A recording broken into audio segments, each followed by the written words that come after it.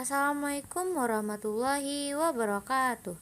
Hello guys, perkenalkan nama saya Rahmawati NIM 20140400042.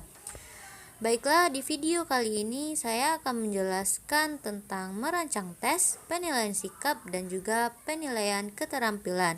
Saya membuat video ini untuk memenuhi tugas mata kuliah evaluasi pembelajaran matematika dengan dosen pengampu Nita Putri Utami MPD. Adapun alur pembahasan kita, yang pertama yaitu tentang merancang tes, yang kedua yaitu penilaian sikap, yang ketiga yaitu penilaian keterampilan. Baiklah, sekarang kita masuk saja yaitu tentang merancang tes. Nah, di sini sebagai teknik penilaian pengetahuan dapat digunakan sesuai dengan karakteristik masing-masing KD.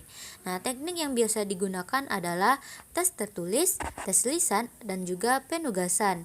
Namun, tidak menutup kemungkinan digunakannya teknik lain, misalnya seperti portofolio dan observasi.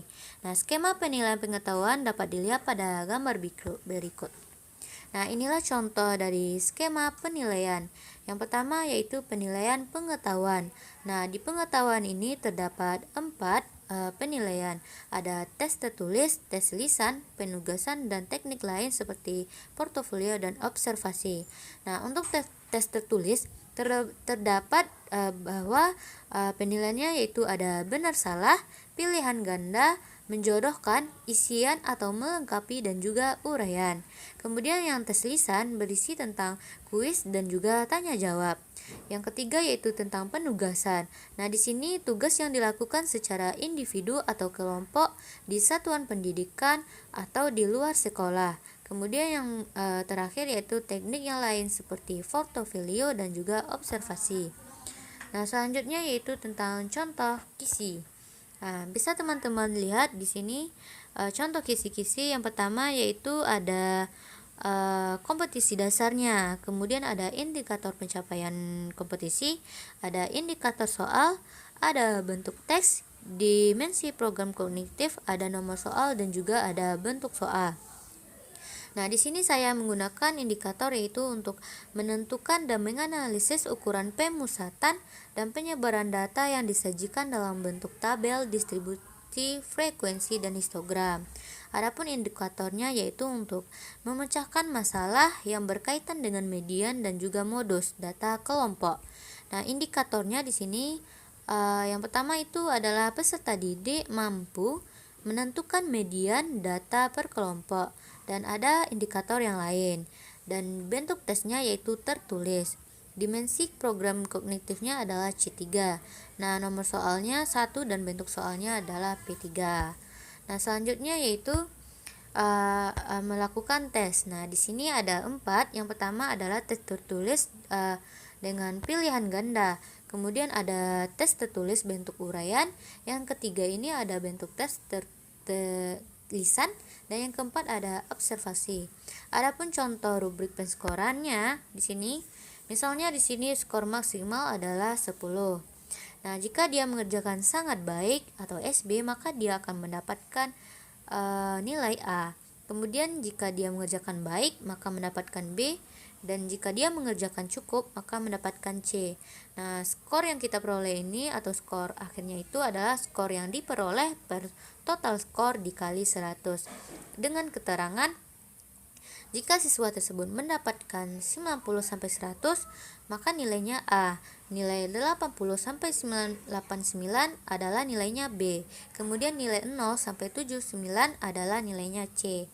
Nah, sebagai contoh, apabila kita melakukan penilaian dalam suatu pilihan ganda dengan jumlah soal 10, maka soal benar kita beri nilai atau skor sama dengan 1, dan soal salah kita beri skor sama dengan 0. Jadi, untuk mencari skor pada soal pilihan ganda, kita dapat mencari nilainya dengan rumus di mana skor sama dengan skor yang diperoleh per total skor dikali 100. Nah, setelah skor nilai telah diperoleh, maka kita bisa mengkonversikannya apabila nilai skor yang diperoleh itu adalah 0-79 maka dia mendapatkan nilai C. Nah, apabila nilai yang didapatkan oleh siswa 80 sampai 89, maka ia mendapatkan nilai A. Dan jika dia mendapatkan nilai 90 sampai 100, maka nilai yang didapatkannya adalah nilai A. Nah, adapun pedoman penskoran, perhitungan nilai akhir dalam skor 0 sampai 100 sebagai berikut, yaitu nilai akhir di sini sama dengan jumlah skor yang diperoleh per 20 kita kalikan dengan 100. Nah, selanjutnya yaitu materi tentang penilaian sikap. Sikap bermula dari perasaan yang terkait dengan kecenderungan seseorang dalam merespons suatu objek. Nah, sikap juga sebagai ekspektasi dari nilai-nilai atau pandangan hidup yang dimiliki oleh seseorang. Sikap dapat dibentuk sehingga terjadi perubahan tindakan yang diinginkan. Kompetensi sikap yang dimaksud dengan panduan ini adalah ekspresi dari nilai-nilai atau pandangan hidup yang dimiliki oleh seseorang dan diwujudkan dalam perilaku. Nah, penilaian sikap ini, kompetensi sikap dalam pembelajaran merupakan serangkaian kegiatan yang dirancang untuk mengukur sikap peserta didik sebagai hasil dari suatu program pembelajaran. Nah, penilaian sikap juga merupakan aplikasi suatu standar atau sistem pengambilan keputusan terhadap sikap. Nah, kegunaan utama penilaian sikap sebagai bagian dari pembelajaran adalah untuk refleksi atau pencerminan. Nah, pemahaman dan juga kemajuan sikap peserta didik secara individual. Adapun skema penilaian sikap di sini ada utama, kemudian ada juga penunjang. Nah, untuk utama, observasi oleh guru mata pelajaran selama 1 semester. Nah, dilaksanakan kurang lebih prosesnya itu selama proses jam pembelajaran. Kemudian selanjutnya observasi oleh wali kelas dan guru BK selama 1 semester. Nah, dilaksanakan di luar jam pembelajaran, baik secara langsung maupun berdasarkan informasi atau laporan yang valid. Kemudian penilaian sikap selanjutnya ada penunjang. Untuk penunjang ini ada penilaian antar teman dan juga penilaian diri. Nah, ini dilaksanakan sekurang-kurangnya 1 kali menjelang UAS. Nah, adapun contoh dari penilaian sikap yaitu di sini ada di dalam tabelnya itu ada nomor, kemudian ada tanggal, kemudian ada nama siswa, ada catatan perilakunya, kemudian butir sikapnya. Nah, untuk contohnya bisa teman-teman lihat seperti ini. Nah, di sini telah ada nama siswanya juga. Misalnya di sini yang dinilai itu adalah aspek spiritual KI1. Di sini ada nama, kemudian ada berdoa sebelum belajar yang dinilai itu ya. Kemudian ada bersyukur, ada juga toleransi. Nah, di sini si Aldi ini berdoa sebelum belajar itu dia skornya 4. Kemudian bersyukur 4, toleransi juga 4. Sedangkan Andi berdoa sebelum belajar skornya 4, bersyukur 3, toleransi 2. Nah, dengan keterangan bahwa yang 4 itu adalah sangat baik atau SB. Nah, untuk 3 di sini adalah baik dan untuk 2 adalah cukup atau C.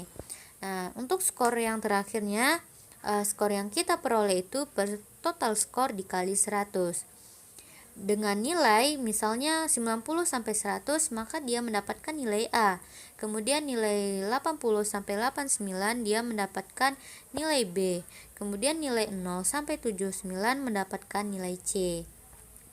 Dari lembar observasi nilai spiritual yang disajikan pada tabel di atas, dapat dilihat bahwa misalnya kita sebagai guru ingin memasukkan nilai spiritual baik dari aspek berdoa sebelum belajar, kemudian bersyukur dan juga toleransi.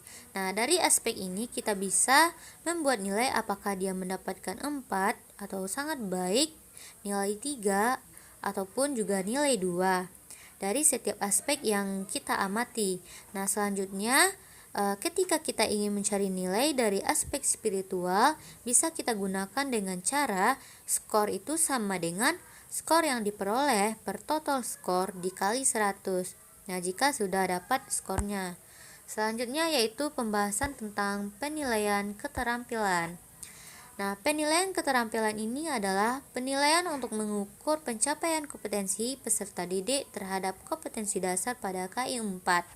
Nah, penilaian keterampilan menuntut peserta didik mendemonstrasikan suatu kompetensi tertentu.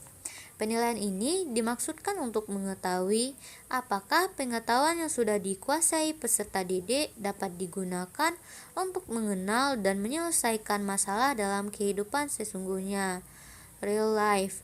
Kemudian, ketentuan belajar untuk keterampilan ditentukan oleh satuan pendidikan. Secara bertahap, satuan pendidikan terus meningkatkan kriteria ketentuan belajar dengan mempertimbangkan potensi dan karakter masing-masing satuan pendidikan sebagai bentuk peningkatan kualitas hasil belajar. Nah, adapun bentuk dari penilaian keterampilan di sini bisa teman lihat ada kerja atau kinerja yang dinilai, ada proyek, ada portofolio, ada produk, kemudian ada teknik lainnya misalnya tertulis. Untuk teknik kerja atau kinerja praktik ini penilaian yang dilakukan dengan cara yaitu mengamati kegiatan peserta didik.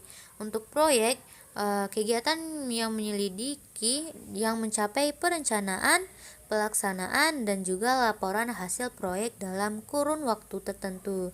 Sedangkan penilaian keterampilan portofolio ini untuk rekaman hasil belajar dan penilaian yang memperkuat kemampuan atau kemajuan kualitas pekerja peserta didik. Untuk produk di sini yaitu penilaian kemampuan peserta didik membuat produk-produk teknologi dan juga seni.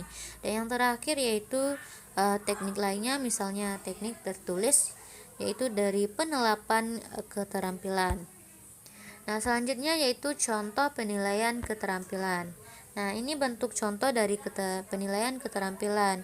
Di sini ada yang dinilai itu ada aspek kriteria, ada keindahan, kerapian, kemanfaatan, prosedur, dan waktu.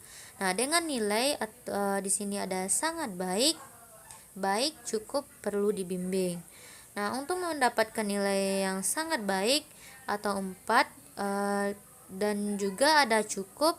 Kalau cukup itu 2 dan kurang adalah 1. Nah, untuk skornya di sini skor yang diperoleh per total skor dikalikan dengan 100. Selanjutnya yaitu tentang perencanaan tes, penilaian sikap, dan penilaian keterampilan dalam matematika. Nah, ini bentuk dari perancangannya. Di sini ada Sekolah SMA N6 Semarang dengan kisi-kisi soal tes formatif. Ada kompetensi dasar, ada indikator pencapaian kompetensi, ada indikator soal, kemudian ada bentuk tes, ada dimensi proses kognitif, nomor soal, dan juga ada bentuk soal. Nah, di sini bisa teman-teman lihat yaitu kompetensi dasarnya untuk menentukan dan menganalisis ukuran pemusatan dan penyebaran data yang disajikan dalam bentuk tabel, distribusi, frekuensi, dan histogram.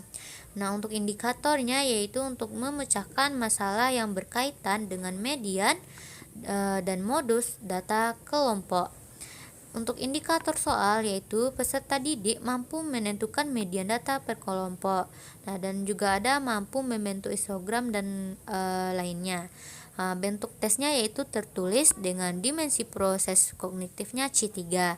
Nomor soalnya nomor 1, kemudian ada bentuk soal P3. Nah, selanjutnya yaitu instrumen penilaian pengetahuan. Nah, di sini teman-teman bisa lihat instrumennya. Ada contoh soal juga yaitu tes formatif ukuran pemusatan data. Ini ada contoh 1. Kemudian ini untuk contoh soal 2-nya yaitu tentang histogram. Berarti ini mencari histogramnya. Nah, selanjutnya untuk soal nomor 3-nya yaitu tentang modus dari histogram tersebut. Selanjutnya yaitu tentang soal nomor 4 ini menjelaskan yaitu ada data, diberikan data, kemudian siswa ini menentukan nilai X dan juga nilai Y. Nah, untuk nomor 5 yaitu ada grafik OGIF, yaitu grafiknya di sini naik. Yang ditanya itu adalah modus dari data pada grafik OGIF tersebut. Nah, selanjutnya yaitu soal uraian. Nah, ada di sini soal uraian ini data hasil nilai ulangan matematika yang ditampilkan pada tabel berikut. Nah, ini contoh untuk soal uraiannya. Kita lanjutkan. Nah, ini ada kunci jawaban dan rubrik penilaian tes formatif tadi, yaitu kunci dari jawaban nilai yang soal pilihan ganda. Nah, skor pilihan ganda itu sama dengan jumlah benar kita kalikan dengan 2 untuk mendapatkan hasilnya. Kemudian untuk skor maksimal pilihan ganda 5 kita kalikan dengan 2 sama dengan 10. Sedangkan untuk kunci jawaban soal uraian dan rubrik penilaian, di sini ada jika dia bikin diketahui, ditanya, kemudian baru tabel frekuensinya.